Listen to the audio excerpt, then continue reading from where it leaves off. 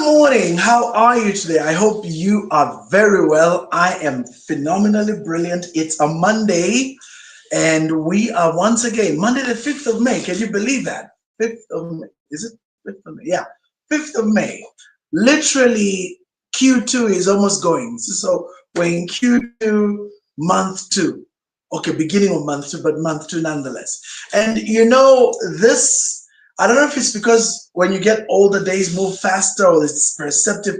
I mean, these things are highly debatable, but I can tell you one thing for certain, that if one does not make the effort to do what they need to do in order to see themselves progress, I tell you, the days go by so quickly that you can actually get to the end of the year and find that you have achieved absolutely zero. And that's why it's so important. I mean, we teach this all the time. At the beginning of the year, be very deliberate about what you want to achieve. Make a whole roadmap. I mean, even if you're going to take more time doing that, better. We even have a saying, I've come to really, embrace this particular thinking. I always say that it is better to spend 3 hours, listen to that, spend 3 hours sharpening the axe and 30 minutes cutting the tree than the other way around. So the sad thing about a lot of individuals and people is that they spend so much time on the cutting of the tree and very little time on the sharpening of the axe. And the unfortunate bit about that is that if you don't spend enough time sharpening the axe, you spend way too much time, really unhealthy amount of time, cutting the tree. In other words, taking too much effort, really trying to get your thing going. And at the end of the day, when all is worked out, there's nothing that you've gained. So anyway, we come here every single weekday. Mondays, I'm here, yours truly, running with Unleashing Your Destiny. Tuesdays, we have Dr. Sunshine Sylvia doing her thing, which is the Mindset Change program. She'll be on tomorrow. And then on Wednesdays, we have the open market. Now, on the open market, currently we're running with what we're calling the Mompreneur series, run by Sampa Mwansa. She's been running with that very, very good program, whose aim is to highlight, young moms that are entrepreneurs as well. Very, very interesting. And then on Thursdays, we have our indomitable Dr. Nelly Kangwa, who runs with her a program, which is Prosperity for Your Soul. And then on Fridays, we have health tips. Now, we've been working on getting something going at the moment. And once that's set and going, we will certainly have you enter into, we've got some agreement and arrangement that's been worked out on that particular area. But whatever the case, every Monday to Friday, we're here. This is our 5th year, by the way. And I'm very proud personally of how much we've been able to do in all this period and how much we've been able to run as a group. That's myself, Dr. Sunshine Sylvia, and Dr. Nelly. We've been running with this for a while. Dr. Jacqueline is our 4th member. She's just in the background, but she's been absolutely supportive as well. So the 4 of us have run with this for a long time. We also had our dear friend, Dr. Lachaita.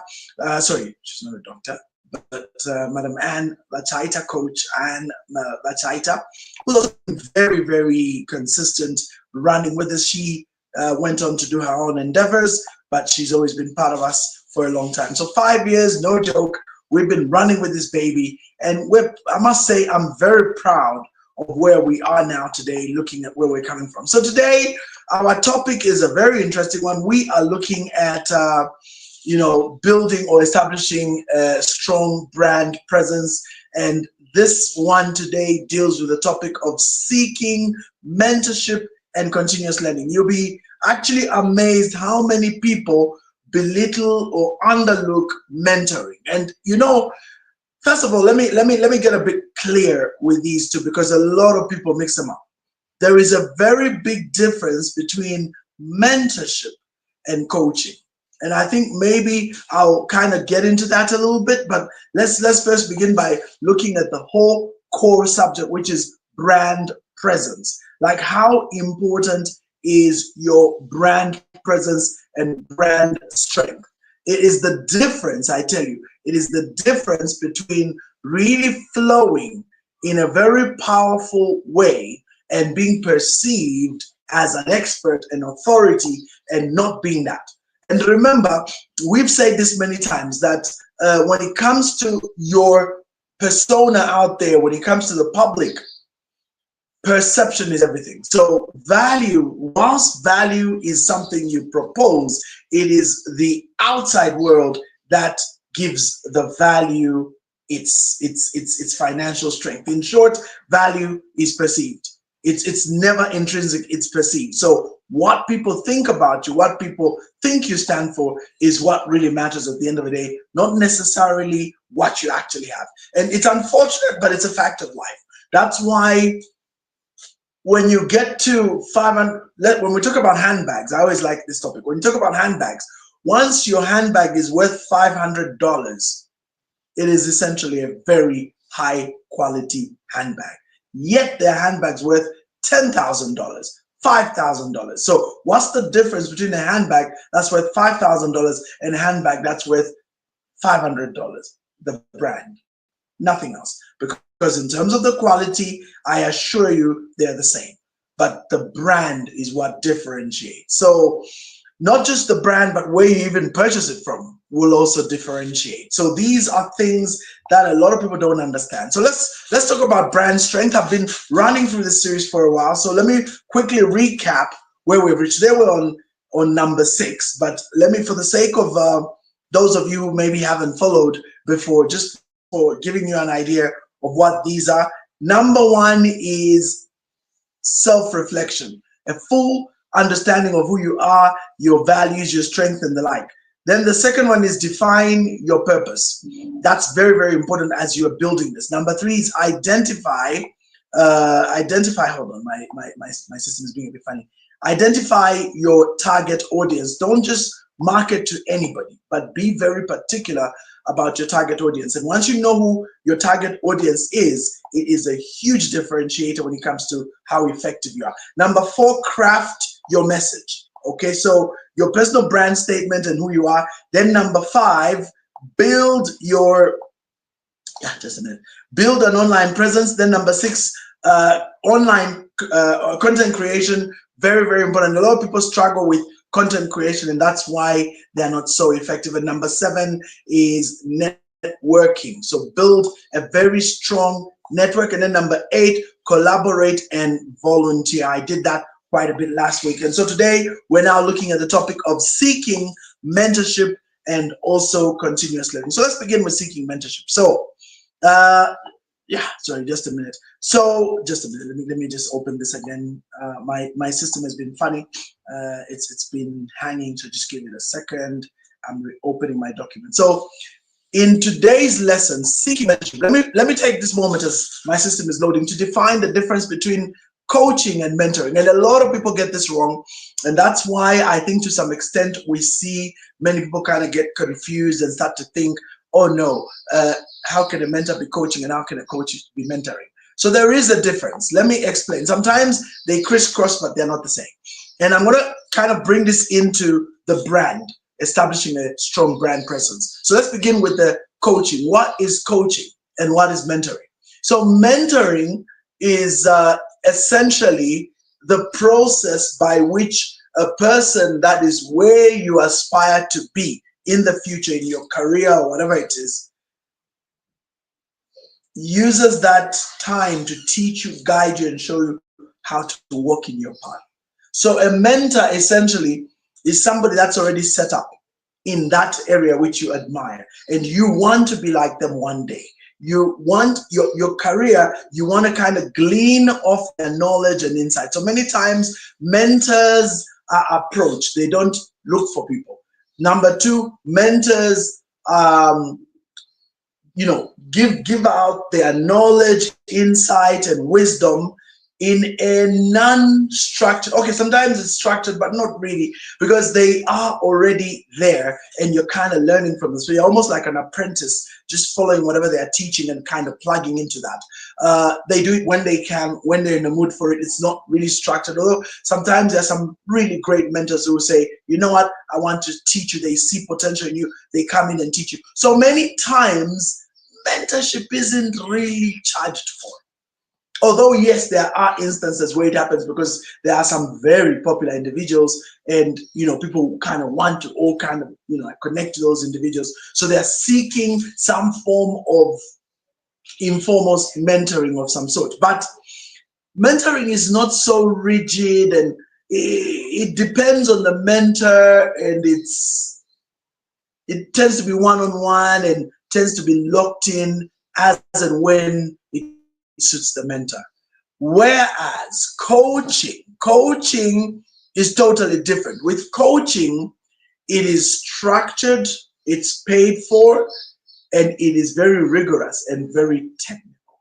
That's the bit that a lot of people miss. It's very technical. So when you look at a coach tends not to, and here's the thing, the mentor is always ahead of the mentee. But in many instances, the coach isn't ahead of the client. Some many instances, the clients are far better, but the coach has technical insight. So they can look at the client, and they can say, you know what, for example, one of the best examples that I find very ideal in this explanation would be, for example, a sports coach. So they coach an individual maybe in gymnastics or in soccer or any discipline, or even boxing. What you discover with the coach is that they may not, if you put the coach and the student in a boxing ring, obviously the student will beat the coach any day, because the coach tends to not be at the level that the student is at. But the coach carries tons of experience. And so the student is tapping into the knowledge base of the coach. And then remember, the coach has the ability to see so well into the student and give very, very pointed advice. So coaching is very structured, very disciplined, and many times it is paid for. It's rare that coaching is free. Coaching is always paid for, because a particular professional is hiring an individual to help them. So for example, a voice and public speaking coach. So you find many times certain individuals are phenomenal public speakers, well known, but you'll be surprised that many of them will have coaches. But you go like, wow, that guy can speak so well. Yes, but they still work with a good coach, because the work of the coach is to guide them and to give them technical insight on how to make their presentation superb. So that's what a coach does. So I hope, as I've explained, that it's helped you to understand. But let's jump into the seeking mentorship. So let's understand how mentorship kicks in and exactly how it works. So find mentors who can provide guidance and support. So in whatever field you're in, especially in this brand strength, because remember, what's your main aim of pushing a brand? For perceived authority. So you want, when people hear that name and brand, immediately in their heads, they have a picture in their head. So they know exactly who or what is being spoken of. So in that instance, you want mentors that are ahead of you in that space who can give you the best insight. So that's extremely critical. And then not only that, you need to learn from their experiences and incorporate their advice into your journey. I would still be quite keen to ask you to also look for a coach, because the coach will get technical, and then will give you insights, foresight, and guidance. But the coach will be very technical, because they'll come straight into your game and they will tell you, don't do that, do this one you do better, you're stronger on this area, focus on that, do this, do that, and it will really be very technical. This is extremely important, my friends, because for a lot of people, I have a very strong inclination that many struggle in this area. They don't find good mentors. Then there is occasionally one or two instances where people disparage mentors on social media. I will tell you, I will be very honest with you, that for many of those people, they do it out of pure spite. Now, for example, you've got an individual like Dumisani, the radical entrepreneur. He's quite good at what he does, and he's proven himself. So there's a lot of times people would want to tap into that level of knowledge. I assure you, he hasn't got the time to do. He does try to do a lot of free stuff, but it's not so easy. That's why he has to put up one big event where he can just take advantage bring a lot of light into a subject and then kind of take advantage and let people know. And there's been a lot of negative flack about what it does. For me, I believe totally that people have a very big misunderstanding of how that works. I mean, if he's going to do an event, for example, the soon coming up Africa Must Think conference, this thing is done at Heroes Stadium. He needs massive numbers to pay for the expenses that go into setting up such a thing. If you look at just the volunteers and all the logistics around that, I mean, take for instance this walk he's doing. He's spending, I haven't asked him, but I sat and did the math. He's not going to be spending less than 200,000 kwacha for that, just for the logistics of walking from the Kasumbalesa Bota Congo all the way into Zimbabwe. It's not going to be an easy event, and there's so much that's involved on a day-by-day basis. If you think about the logistics, he's not walking alone, he's walking with the whole team. He's got support, logistics, you name it, then hotels, food, accommodation for him and his team. And I mean, it's a lot of work. So when you start to understand that, and then when he puts an event and charges, sometimes some of these costs are to meet that. But at the end of the day, the insights he brings are so powerful. So for those that think it's worth it, they do invest. They do pay whatever they need to pay in order to tap into that. So get to understand that bit and learn from people like him, because he has built a very solid brand. The Radical Entrepreneur, that's a very good brand.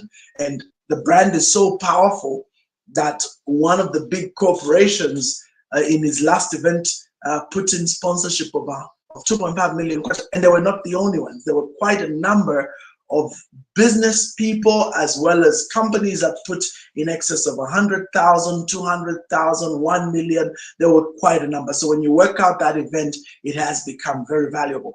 And what's interesting about it is that when he began, it had no one. It was all out of pocket, until people started to catch the vision and understand what he was trying to achieve, and then came in, volunteered, and became part of what he's doing. So I think mentorship is very important. So if you picture yourself in any admirable position where you really want to go somewhere and build and establish a strong brand, identify mentors, connect to them where you need coaching, get coached where you need to pay, get to pay. Because that lesson, the stuff you learn really comes in handy in the future. You get to gain so much, which brings me to the other subject of continuous learning. I notice a lot of people do not like learning continuously. The other day I was quite, how can I put it, saddened when one of my colleagues I know very well said, I don't need to learn anything anymore because what I know has been solid and reliable all this time. Unlike yourself who keeps changing your position, I don't need to. It had a ring of arrogance to it, which is quite sad. And that explains probably why that particular individual is almost like rebelled and kind of sitting on the side. I think that's a very dangerous place to be at, to think you've reached the epitome of knowledge, because learning never ends. I mean, even the Bible is very categorical. It says, even if we know in part. Even if we prophesy in part, until the time comes when the Son of Man will be revealed, and then all things shall be known. So, meaning even the knowledge and our capacity for knowledge will always be limited to what we're exposed to. And one of the things I find so amazing, with me and my pursuit of knowledge, is that the more I know, the more I realize I don't know. It's crazy when you think about it. The more you know, the more you realize you don't know. In a way, knowledge, true knowledge, humbles. It doesn't puff up. Although a lot of people do get puffed up, and then they think they know everything. That's a very bad place to be at. Always be learning. Always be learning. So stay updated on industry trends and advancement. Make it a point to plug in to all your industry trends. What's your industry? Plug in. How do you plug into your industry? Most industries have associations. Most industries have regulators.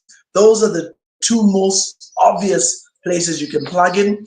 But beyond that, make sure you are subscribed to newsletters. These days, it's newsletters. Magazines are kind of like, dinosaur now. They just don't really, there are very few magazines around, but you can get industry subscriptions and newsletters. And some of them you have to pay for them. But that's the price of knowledge. Knowledge isn't free. Knowledge, insight, understanding, these are things you must pursue. The Bible says, get wisdom, and in all you're getting, get understanding. So understanding is the concept of what? Of comprehending your space well.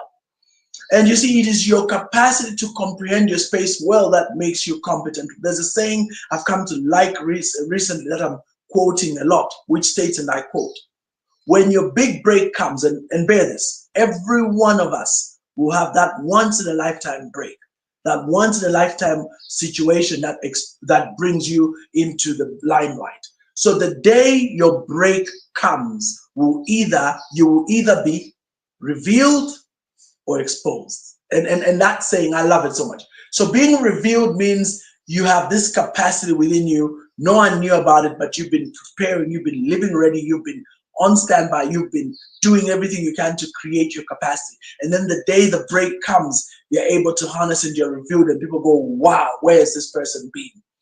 Or you'll be exposed for the fraud and fake you are, because you were never ready, you were never real. Now, I know people have this saying, fake it till you make it. I love it. I think it's a cool saying, but I am very wary of it because it's saying the words themselves, fake it. So meaning it's not real. So what you want is to operate from a place of authenticity and genuine content, so that the day that you now have your break, then you'll be revealed to the world, and you will have the capacity to harness that level you get to. Many times, every one of us, whether it's a business, whether it's an individual, will always grow to our level of competence. No, incompetence. So meaning when you reach that level and you're no longer competent and start becoming incompetent, you can't go beyond there. You will be stuck at that level. So that's the difference between being revealed and being exposed. So learning, my friends, learning is the secret to ensure that you're not exposed. When you learn and know what you need to know, then you will be revealed. Which brings me to number 2 within continuous learning: invest in your education and professional development. A lot of people spend tons of money learning and taking themselves to college and university. They spend a ton of money. On average, the cheapest university any quality education today will cost you anywhere from the region of $3,000 to $20,000 a year. And to be honest, $20,000 is about correct. But sometimes finances may not permit, but you realize that if you really want to have the knowledge and insight and really become the stuff, you're looking at roughly that kind of income. Now imagine if people are spending that much to get an education. Can you imagine what is so difficult about spending a couple of thousands every couple of weeks or months to improve yourself? Invest in education, professional development. For me, I even go a step further in comprehending, understanding the field you're in. And not just book knowledge, but insight and foresight. In other words, the capacity. What you want is knowledge.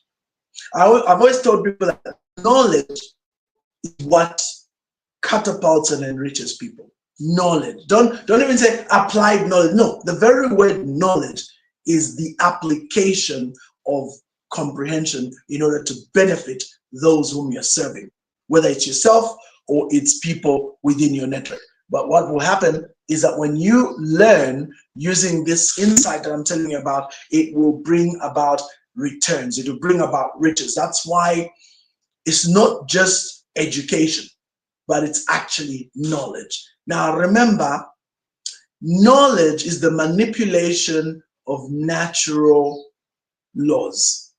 Okay? So the ability to be successful in any field lies in your knowledge of it and its exploitation, so that you benefit not just yourself, but those that are around you and those that are connected to you. So the education comes to give you comprehension. That's what education does. So true education empowers and gives you understanding. That's what comprehension is. How well do you understand your field? And understanding isn't regurgitating facts. Understanding is saying, in a given situation, how can I practically utilize this understanding? So then that ability to do that, that's your knowledge now. And there is no knowledge that does not end up benefiting those who possess it.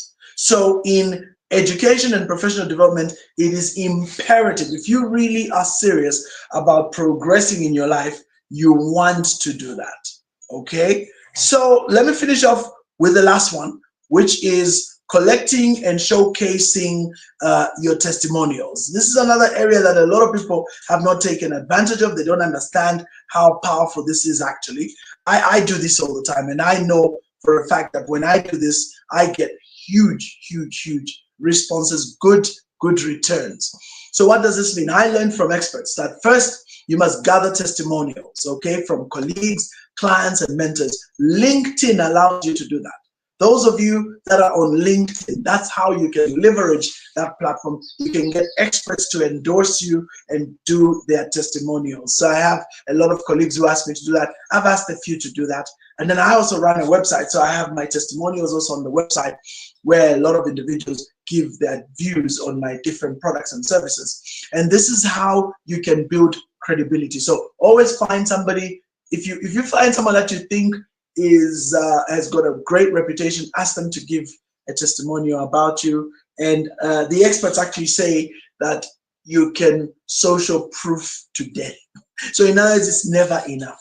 You can put as much social proof as you wish. Why? Because it makes a huge difference, okay, in terms of building your credibility. And lastly, display these testimonials on your websites and LinkedIn profile. So under the LinkedIn profile, get as many testimonials as you can, because this really makes a difference for you later on when you have individuals come to look.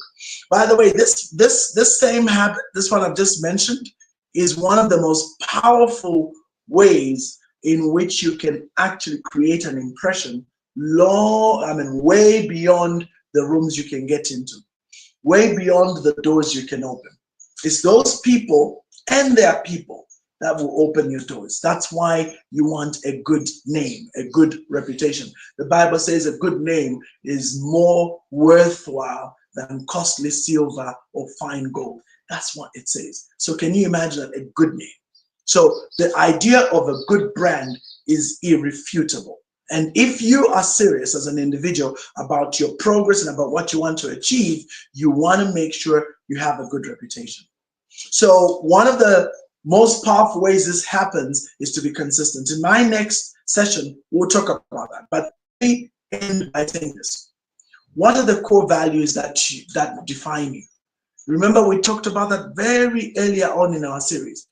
Are you really those core values? Have you lived to demonstrate those core values throughout your existence as a professional? So this is something, again, I've seen a lot of people do not do, and that's why they lose opportunity. Remember, what you say and what you do are really the greatest brand you can get. If you don't do what you say, believe me, you kill your brand right there. So make sure that you are very consistent in your execution. My closing remarks: under promise, over deliver. I am huge on that one. I love that one. Under promise, over deliver. Why do I love it? It just makes life easier, because then you don't state too much that you fail to do. This is something a lot of Zambians are very bad at. And so they tend to have a reputation for talking too much and doing too little. Why not be the other way around? Don't talk much. I mean, present well, but don't promise too much. So that when you deliver, the delivery is way above what people expect. And many people will be happy to pay you even more money because they've seen what you can deliver, they've seen what you can do, and they're like, oh my God, this is way beyond what I even expected. That, my friends, is the power of a great brand. So next Monday, I'll be back. We'll be looking at consistent branding, and we'll be looking at monitoring your online reputation. By the way, these are very, very important, especially the consistent branding, because a lot of people, like I say, are not consistent in their branding. All right, thank you so much. Looking forward to have you guys again next week. But tomorrow Dr. Sunshine Sylvia will be on, and you can be able to catch her. Have a great Monday.